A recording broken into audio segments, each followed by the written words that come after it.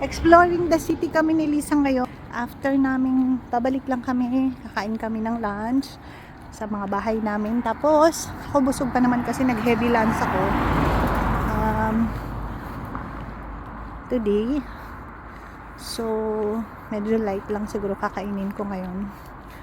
Para mamaya. Maglalakad kami hanggang Keksamaki. So, ayan. Ganda-ganda ng paligid. Less ang pollution.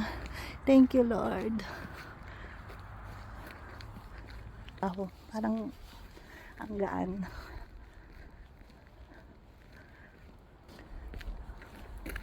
Tapos tahimik ang lugar.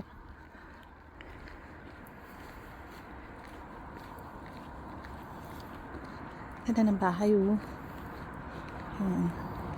Liz, hindi pa tayo kakaliwa?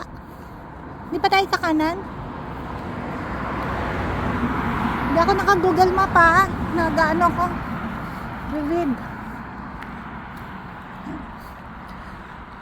Ganda pag summer. Kaya pala sabi nila na-appreciate nila pag summer kasi lumalabas talaga ang ganda ng Finland. Pag winter lahat puti na yan. So, tinanong kami ng boss namin kung nakakita na kami ng snow. Sabi namin hindi pa. Excited kami makakita ng snow.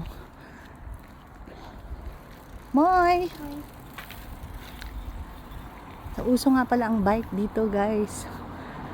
So, yan. May biking lane. Ito pala sa biking lane kami na yes. Tapos, pedestrian. Napatatawid ka sa pedestrian. Pag merong signal, kailangan susundin mo yon. Kung green, red, stop ka. So, hanggang dito na. Titingnan namin, mag-explore kami sa Keksamaki later. Tingnan namin kung anong meron doon. Actually, maraming store doon. Mamimili pa kami ng mga cortina and everything. So, bye for now! Moy!